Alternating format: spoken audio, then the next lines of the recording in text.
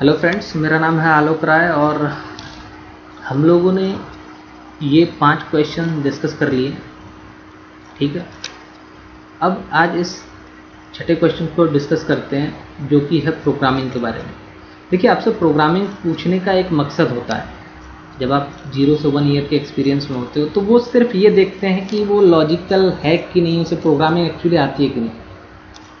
इन चीज़ों का real time में बहुत यूज नहीं है। आप जब प्रोग्रामिंग रियल में करने जाओगे कहीं पे या प्रोजेक्ट बनाते हो तो फैक्टोरियल का प्रोग्राम वहाँ आपको नहीं मिलेगा या फिबोनाची सीरीज आपसे जनरेट नहीं करवाई जाएगी, वहाँ पे आपके लॉजिक्स हैं।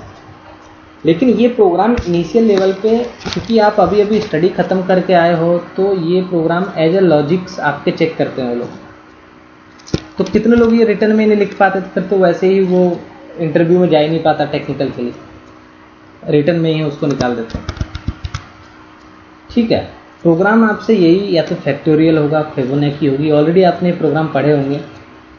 ठीक है, मैं बहुत ज़्यादा डिस्कस नहीं करूँगा। स्ट्रिंग रिवर्स फंक्शन मत यूज करो, आप सिंपली स्ट्रिंग रिवर्स करा सकते हो। पैटर्न्स के प्रोग्राम पूछे जाते हैं। और देखिए, इनको मैं इसलिए बोल रहा हूँ कि आप जितना ज़्यादा इनके साथ खेलोगे ना, उतना आपके लॉजिक्स बढ़ेंगे। आपने कोई एक पैटर्न क्रिएट किया, उसको समझो कि किस तरीके से पैटर्न क्रिएट हुआ, फिर उसमें आप ट्विस्ट करो कि यार मैंने इस $i को मीन्स 2-3 बार और इनटू मीन्स उसमें मल्टीप्लाई करके आपने कुछ नंबर ऐड कर दिया तो कितनी बार ये घूमता है, और मल्टीप्लाई करके इधर उधर किया या माइनस किया प्लस किया तो कितनी बार लूप चल रहा है, कितनी बार नहीं चल रहा है, कितनी बार स्किप हो रहा है, किस तरीके से एलिमेंट प्रिंट हो रहे हैं। वो चीज़ जैसे आपसे ये पूछा जाता होगा इस तरीके से कि एक एस्ट्रिक, फिर यहाँ पे 2, फिर 3, इस तरीके से ये सिंपल हो गया, आप समझ जाते हो। ठीक है, लेकिन फिर इस तरीके से पूछते 1, 3, फिर यहाँ पे आपको 5 और फिर यहाँ पे 6, 7, इस तरीके से।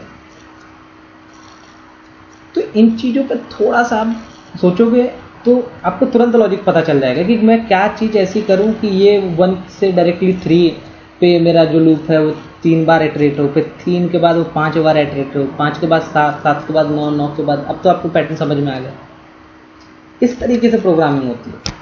आप रट्टा नहीं मार सकते। आप ये नहीं कि मैंने ये, अब जैसे ये प्रोग्राम मैंने बताया, अब आप रट्टा मार के चले गए इसको, तो आपसे थोड़ा सा ट्विस्ट कर दिया। मान लो यहाँ पे बीच बीच में उसने इस तरीके से प्रिंट करा रखा है एस्ट्रिक, और फिर आपका यहाँ पे 2, फिर 2 और फिर 2 और फिर ये एस्ट्रिक। इस तरीके से ट्विस्ट कर दिया उसने, तो फिर आप जो रट्टा किया है मीन्स आप जो मगअप करके गए हो, फिर आप नहीं कर पाओगे इसको।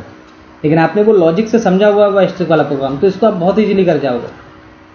थोड़ी सी आपको इफ एल्स बस सेटल करोगे और ये आपका प्रोग्राम रेडी है। तो प्रोग्रामिंग इस तरीके से की जाती है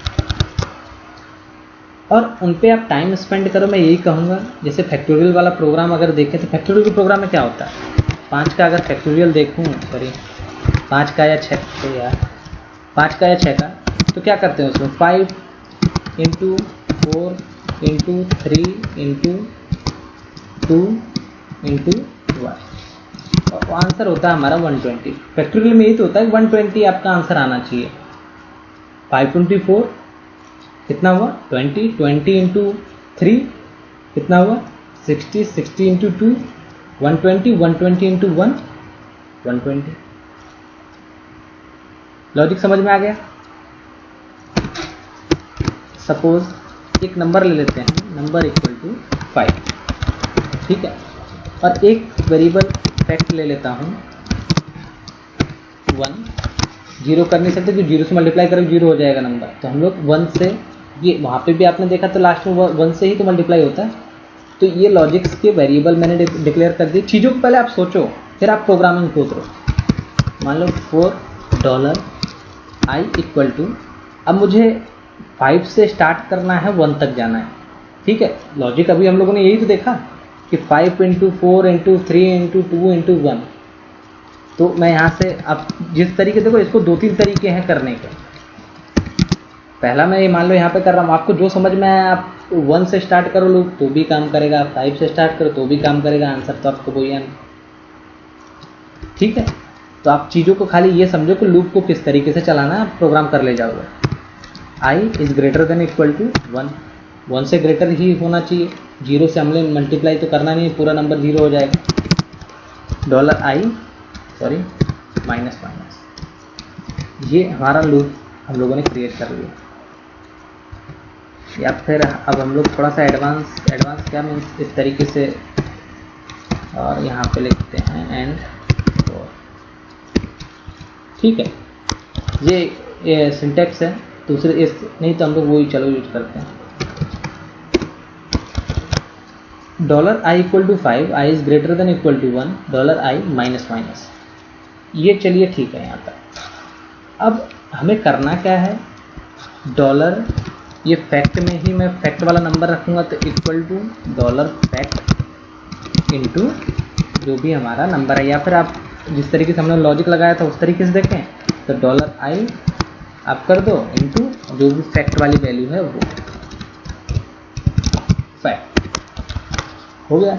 अब इको इसको मैं करा देता हूँ नीचे, तो 120 दिखना चाहिए, रन कराते हैं, 120 दिखा, ठीक है। अब इसमें देखिए ये एक आप कह सकते हो स्टैटिक है पूरी तरह प्रोग्राम।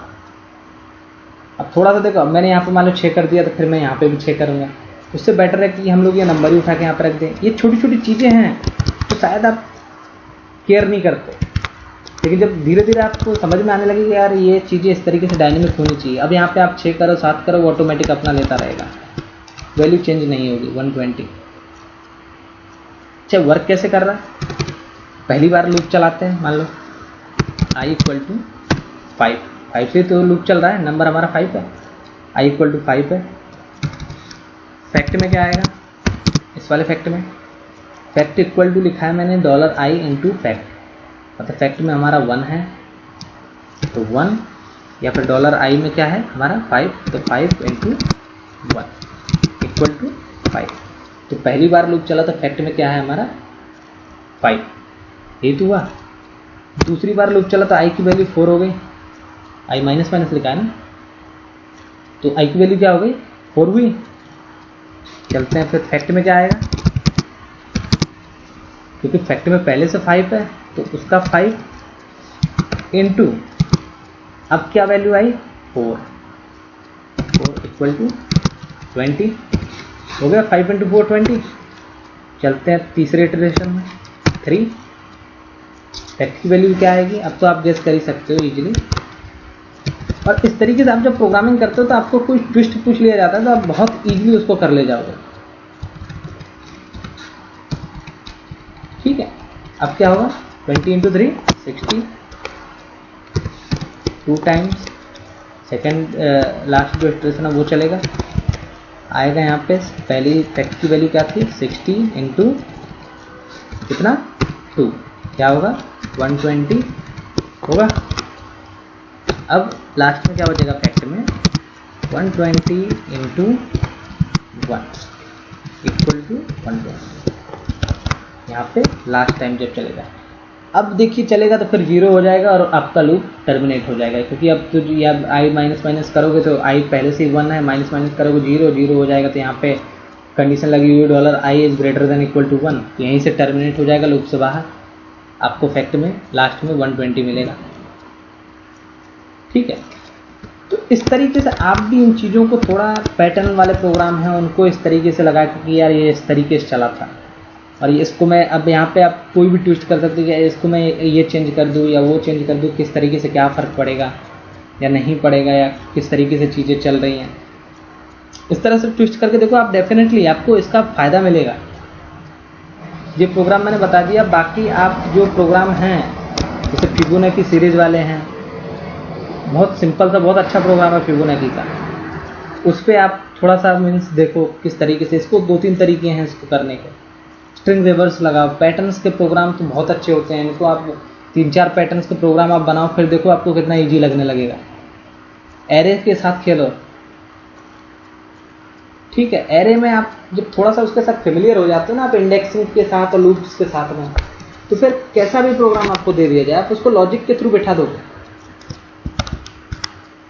तो उम्मीद करता हूँ कि आपको इनमें ये जो अभी मैं बता रहा था वो आपको समझ में आया होगा ये प्रोग्राम। और अगर आपको, क्योंकि मैं देखिए बहुत सब प्रोग्राम तो समझा नहीं सकता, लेकिन अगर आपको ऐसा लग रहा है कि कोई प्रोग्राम आप और भी देखना, देखिए अभी रिसेंटली मैं बहुत पहले इंटरव्यू देने गया था तो मुझसे भी यही प्रोग्राम पूछा गया था फैक्टोरियल का, लेकिन एक ट्विस्ट था कि लूप यूज ही नहीं करना था उसमें। तो लोगों ने क्लियरली लिखा था कि आप लूप यूज मत करो और 5 का फैक्टोरियल प्रिंट कराओ। तो कुछ टाइम के लिए मैंने सोचा, लेकिन फिर क्योंकि अब देखिए अब भी उस लेवल पे आराम से धीरे धीरे प्रोग्रामिंग करोगे तो आपको भी समझ में आने लगेंगी चीज़ें। यही चीज़ें आप समझ जाओगे अच्छी तरीके से, फिर आपको ईजी है प्रोग्रामिंग, कर ले जाओगे। तो रिकर्जन मुझे समझ में आया कि वो एक सोल्यूशन है कि अगर आपको लूप नहीं यूज करने दिया जा रहा है तो आप रिकर्जन फंक्शन यूज करो। मैंने रिकर्जन फंक्शन यूज करके फैक्टोरियल का प्रोग्राम प्रिंट कराया। तो इस तरह की चीज़ें हैं दोस्तों, आप जितना ज़्यादा टाइम स्पेंड करोगे उतनी ज़्यादा आपको प्रोग्रामिंग अच्छे से समझ में आएगी। ये रट्टा मारने की चीज़ तो है ही नहीं कि आप ये सोच रहे हो कि रट्टा मार लो 3 4 5 प्रोग्राम और इंटरव्यू क्रैक है, तो शायद वो बेटर तरीका नहीं है। आप लॉजिक बिल्ड करो अपने खुद के लॉजिक। अब हो सकता है कि ये आपने प्रोग्राम देखा, आप में से बहुत से लोग अगर इसको अच्छी तरीके से ट्राई करें तो वो दूसरे किसी लॉजिक के साथ आएंगे, और आएंगे डेफिनेटली। इसको करने का ये कोई तरीका नहीं है कोई ऑफिशियल कि ये इसी तरीके से आप प्रिंट कराओगे 120। आप कुछ और भी अच्छे सॉल्यूशंस लेके आ सकते हो जो इससे भी कम टाइम ले, इससे अच्छे तरीके से चले, लेकिन ट्राई करो। ठीक है, thank you very much for watching. अगले वीडियो में बात करते हैं जो हमारा नेक्स्ट है इम्प्लोड और एक्सप्लोड, ये दोनों ही हम नेक्स्ट वीडियो में ख़त्म कर देंगे। तो PHP वाला सेक्शन हमारा ख़त्म हो जाएगा, MySQL का सेक्शन फिर स्टार्ट करेंगे। So thank you very much for watching. Video पसंद आया हो तो वही पहली वाली बातें, प्लीज़ लाइक करें, सब्सक्राइब करें और चैनल को मेरे शेयर करें। Thank you very much.